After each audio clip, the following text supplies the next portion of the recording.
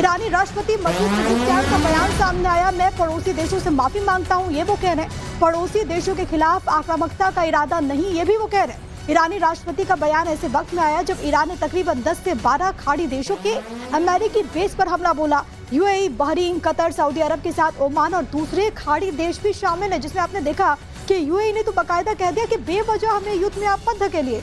दूसरी तरफ मसूद पेज़ेश्कियान ये कह रहे हैं कि हमने एग्रेसिव अटैक्स नहीं किए हैं तमाम जो नेबरिंग कंट्रीज हैं उन पर। हालांकि वो ये भी कहते हैं कि आप अमेरिका की कठपुतली मत बनिए, हम वहां पर अमेरिकी बेस को निशाना बना रहे हैं। लेकिन सवाल ये है कि आखिरकार ये जंग कहां जाकर थमेगी। पूरा मिडिल ईस्ट इस वक्त मानो बारूद के ढेर पर बैठा हो।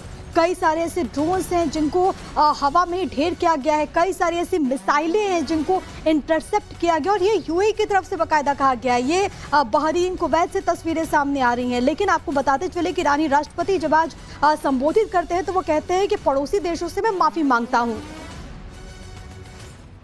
तो वही मिडिल ईस्ट में छिड़ा महायुद्ध और लंबा चलेगा। ईरान फिलहाल झुकने को तैयार नहीं। ईरानी राष्ट्रपति मसूद पेज़ेश्कियान का बड़ा स्टेटमेंट सामने है। उन्होंने कहा कि अगर वो सोचते हैं कि हम बिना शर्त आत्मसमर्पण करेंगे तो उनका सपना टूट जाएगा। ये ईरानी राष्ट्रपति कह रहे हैं, यानी कि ईरानी क्लियर कह चुका है कि हम पीछे नहीं हटेंगे।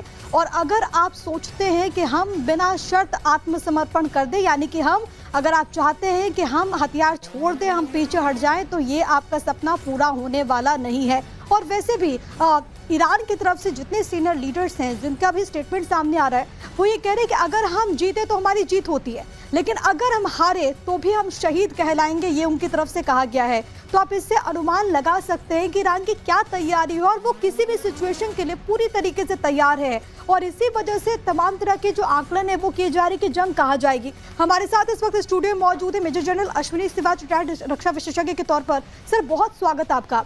और जो सर न्यू डेवलपमेंट्स हो रहे हैं, आप एज एन एक्सपर्ट उसे कैसे देख रहे हैं? एक तरफ मिडिल ईस्ट में अमेरिका जो कितनी सैन्य तैनाती को बढ़ा रहा है, दूसरी तरफ ईरान की तरफ से राष्ट्रपति खुद ये बात कह रहे हैं कि अगर आप चाहते हैं कि बिना शर्त आत्मसमर्पण कर दे तो ये होने वाला नहीं है।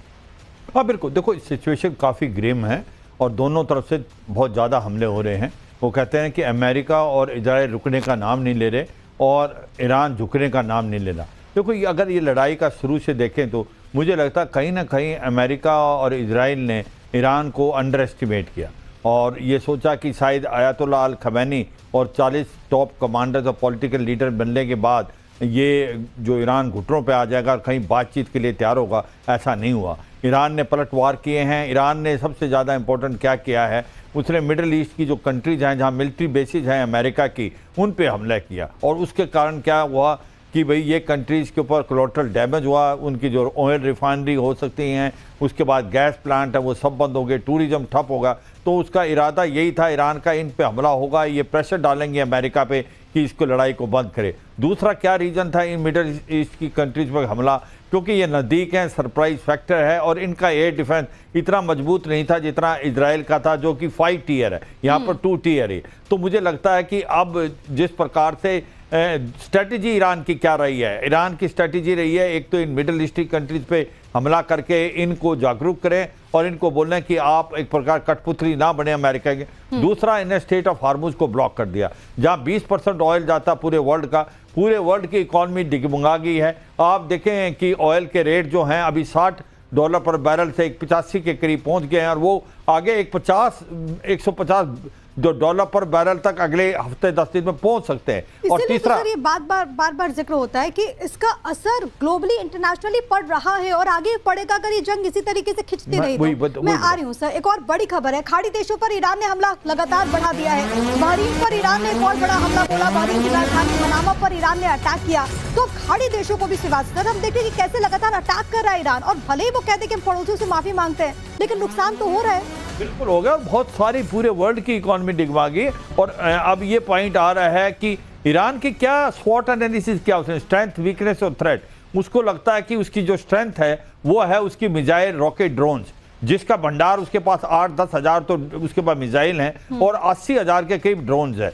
मगर उसकी वीकनेस है एयर पावर कमजोर है और एयर डिफेंस ऑलमोस्ट न्यूट्रलाइज हो गया और नेवी भी ऑलमोस्ट जो है वो इतनी ज़्यादा रोबस्ट नहीं है। तो मगर वो जो हमले कर रहा है वो सटीक हमले कर रहा है उसके कारण अब ये लड़ाई, ये कह रहे हैं कि कितनी लंबी चलेगी। देखो ये लड़ाई लंबी चलेगी जब तक इसके पास मिसाइल, रॉकेट और ड्रोन्स हैं। ये कितने हैं? देखो कुछ अनुमान कहते हैं 8 से 10 हज़ार इसके पास मिसाइल, ड्रोन हो सकते हैं। ड्रोन्स कभी करीब 1 लाख के करीब भी हो सकते हैं। और इसके साथ साथ इसको जो हेल्प मिल रही है वो एक प्रकार से रूस और चीन से जो मिली थी इनको लड़ाई से पहले, एक मिसाइल, रॉकेट, ड्रोन, अब वो रियल टाइम इंटेलिजेंस दे रहा है। एक खबर ये आई है कि कोई ना कोई हथियार रूस और चीन भेजने की कोशिश कर रहे हैं। क्या ये लड़ाई में आ सकते हैं? मुझे नहीं लगता आएंगे, क्योंकि रूस यूक्रेन की लड़ाई में इन्वॉल्व है और चीन का ध्यान ताइवान की तरफ है। मैं आपसे पॉइंट समझना चाहूंगी, डोनाल्ड ट्रंप ये जब कहते हैं कि ईरान का पूरा एयर स्पेस हमारे कब्जे में आ गया है, क्या ये अभी सिचुएशन है प्रैक्टिकली आपको संभव लगता है? उनके दावों में कोई दम आपको लगता है? और इसकी टेक्निकलिटीज क्या है? देखो होता क्या है कि जब आपकी एयर पावर नहीं है और आपकी एयर डिफेंस वीक है तो बाय एंड लार्ज आपने एयर सुपेरिटी ले ली है अमेरिका ने, और इसमें कोई शक नहीं है कि वो जहां हमला करना चाहे करे। आप कहेंगे फिर हमले कर रहे हैं तो फिर नुकसान ईरान का क्या हो रहा है? देखो ईरान तो इंफ्रास्ट्रक्चर काफी बर्बाद हो रहा है, मगर उन्होंने एक बड़े चालाकी से मिसाइल सिटी बना रखी है। वो अंडरग्राउंड है, वहां से ये मिसाइल लॉन्चर से बाहर निकालते हैं, फायर करते हैं और फिर अंदर घुस जाते हैं। तो इसका मतलब ये है जो इसके रॉकेट्स और मिसाइल से जो फायर हो रहा है, चाहे खोरम से मिसाइल से या हाइपरसोनिक मिसाइल से, वो मिसाइलें सटीक हमले कर रही हैं। उनके ऊपर अब हमला अमेरिका जब कर रहा है उन पर नुकसान नहीं हो रहा, क्योंकि वो अंडरग्राउंड जो मिसाइल सिटी उसके अंदर घुस जाती हैं। अब जो बात आ रही है कि इस तरीके से अमेरिका अगर बर्बाद करता रहा ईरान को, क्या ईरान सस्टेन कर पाएगा? देखो ईरान का तरीका ही ऐसे है। ईरान एक बहुत बड़ा देश है, ईरान कोई वेनेजुला नहीं है। ईरान के अंदर कैपेबिलिटी है लड़ने की, तब तक लड़ेगा जब तक उसके पास मिसाइल और रॉकेट्स का भंडार है। कहते भी हैं कि ईरान ने मिसाइल और ड्रोन बिल्कुल अथाह मात्रा में रखा हुआ है और इसी वजह से वो ताबड़तोड़ हमले करता है। मैं लौटूंगी सर आपके पास, लेकिन अमेरिका इजराइल की ईरान के खिलाफ जंग का दायरा लगातार बढ़ता जा रहा है। ईरान अमेरिकी सैन्य ठिकानों वाले देश यूएई, सऊदी अरब, बहरीन, कुवैत, ओमान से लेकर इराक तक लगातार मिसाइलें, ड्रोन दाग रहा है। इसी बीच पाकिस्तान के फील्ड मार्शल आसिम मुनीर अचानक से सऊदी अरब पहुंच गए। वहां के रक्षा मंत्री खालिद बिन सलमान से उन्होंने मुलाकात की। ईरान अमेरिका की जंग में बुरी तरह पाक फील्ड मार्शल की सऊदी रक्षा मंत्री से मुलाकात जब हुई है तो ऐसा लग रहा है कि फंसता हुआ नजर आ रहा है, क्योंकि इस दौरान सऊदी अरब ने भी कह दिया है कि आप जाइए ईरान से लड़िए। लेकिन अब समझ में नहीं आ रहा है मुनीर को कि वो करे तो करे क्या। आप देखिए पाकिस्तान ने पिछले साल सुरक्षा समझौता किया था, दोनों देशों ने एक दूसरे पर हमले की स्थिति में सैन्य सहयोग का वादा किया था। ऐसे में कयास ये लग रहा है कि क्या पाकिस्तान सऊदी की मदद के लिए ईरान के खिलाफ सैन्य सहयोग में, सैन्य कार्रवाई में सहयोग करने वाला, और क्या उसकी कुव्वत इतनी है, ये भी एक प्रश्न। हम आगे इस पर चर्चा करेंगे, लेकिन बड़ी बात है आपको ग्राफिक्स के जरिए जरा जल्दी से बता देते हैं। सऊदी के रक्षा मंत्री खालिद बिन से मुलाकात होती है, फील्ड मार्शल आसिम मुनीर से मुलाकात हुई, सऊदी अरब पर ईरानी हमलों को लेकर चर्चा भी हुई, संयुक्त रणनीतिक रक्षा समझौते पर बातचीत हुई। सऊदी ने पाकिस्तान से ईरान को रोकने के लिए कहा, क्षेत्रीय सुरक्षा स्थिरता को कमजोर करने का हवाला यहाँ पर दिया गया है। तो आप सोचिए परिस्थितियां पाकिस्तान के लिए क्या हो रही हैं। अब आपको ये भी समझाते हैं कि पाकिस्तान इस जंग का चाहे या फिर अनचाहे कैसे हिस्सा बनता जा रहा है, और अगर वो इस जंग में सीधे उतरता है या नहीं उतरता। लेकिन अब मिडिल ईस्ट की लड़ाई में पाकिस्तान कैसे फंस गया है, जरा आप ये भी समझिए। दरअसल सऊदी से कैसे यारी अगर वो निभाता है तो उस पर इसका असर पड़ सकता है, ये हम आपको समझाते हैं। दरअसल वहां पर दौरे पर जब आसिम मुनीर पहुंचते हैं तो कह दिया गया, याद दिला दिया गया कि आपने तो वादा किया था और उस वादे को आप निभाइए, अब तो वक्त भी आ गया है।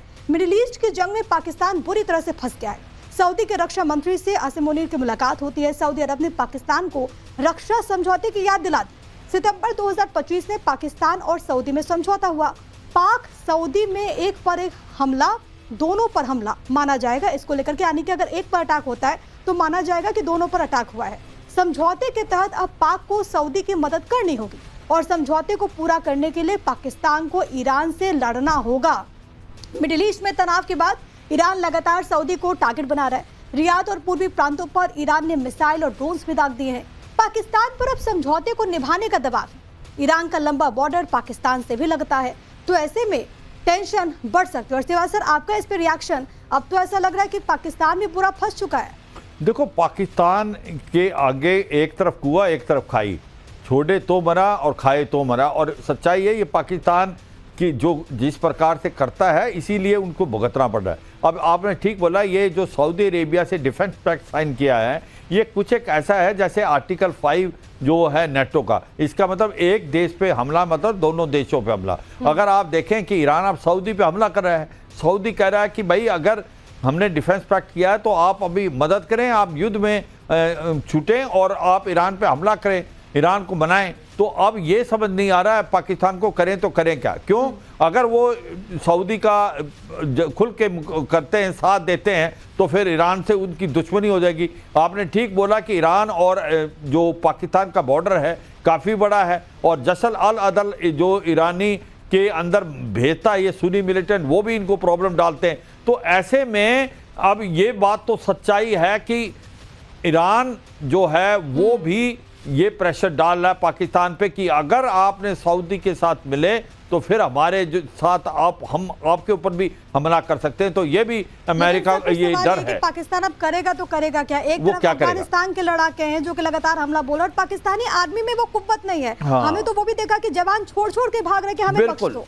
एक और बड़ी प्रॉब्लम बताइए, आपने बहुत अच्छा बोला प्रिया कि हुआ क्या है, पाकिस्तान की फौज का मोराल तो वैसे ही डाउन है, वो टीटीपी मार रहा है, बलूचिस्तान लिबरेशन आर्मी बलूचिस्तान मार रही है, उधर से जो तालिबान के लड़ाकू हैं अफगानिस्तान से उन्होंने 10 से 12 पोस्टें ले ली हैं, 50 के करीब इनके जवान पहले दिन मारे गए। अब तो सुनने में आया 258 के करीब पाकिस्तान के जो है जवान मारे गए। सच्चाई यह है पाकिस्तान के अंदर इतनी काबिलियत क्षमता नहीं है, मगर पाकिस्तान को अब यह समझ नहीं आ रहा करे तो करे क्या। मगर मुझे अभी भी लगता पाकिस्तान बेसी दे रहा है अमेरिका को, क्योंकि अगर कहीं ना कहीं ग्राउंड ऑपरेशन करना पड़े अमेरिका को तो पाकिस्तान एक ऐसा देश है पैसे के लिए कुछ भी कर सकता है। और क्योंकि आप देखें पहले भी जब अल जवाहिरी को मारा था जो कि काबुल के अंदर 2-3 साल पहले, तो ड्रोन कहां से उड़े थे? बेसिस दी हुई है अमेरिका को जो पाकिस्तान बलूचिस्तान से वहीं से उड़े थे। तो अब सिचुएशन इतनी क्रिटिकल हो गई है पाकिस्तान के लिए, एक तो ये अपने घर के अंदर फंसा हुआ है, हाँ। टेररिज्म बढ़ रहा है, ऊपर से अफगानिस्तान में जो तालिबान इनको मार रहा है, तीसरा अब ये सऊदी को अगर ये मदद देता है तो ईरान के साथ रिलेशन खराब देंगे, ईरान हमला भी कर सकता है। एक बात बड़ी अच्छी कही, पाकिस्तान का असली चेहरा यही है कि वो पैसा के लिए कुछ भी कर सकता है। मैं आ रही हूँ सर, लेकिन मिडिल ईस्ट में लड़ाई और तनाव ने पाकिस्तान की टेंशन बढ़ा दी है, अब तो बुरी तरह फंस गया है। मिडिल ईस्ट में ये जो लड़ाई है उसमें कैसे पाकिस्तान की मुश्किल बढ़ी हुई है, एक बार फिर से आप समझ लीजिए। सऊदी से समझौता अब पाकिस्तान के लिए गले की हड्डी बन चुका है। ईरान पर हमले के बाद पाकिस्तान में एक नया मोर्चा खुल सकता है। अफगानिस्तान से पहले वो जंग लड़ रहा है, पाकिस्तान में लगभग 4 करोड़ शिया आबादी है। ईरान के खिलाफ युद्ध से गृह युद्ध के भी हालात है वहां पर। ईरान पर हमला नहीं करने की सूरत में सऊदी घेरेगा। सऊदी अरब पाकिस्तान के लिए आर्थिक जीवन रेखा है, कर्ज लेता है, तेल क्रेडिट निवेश के जरिए दिवालिया होने से उसको बचाया भी और बचाएगा भी, उसको भरोसा है।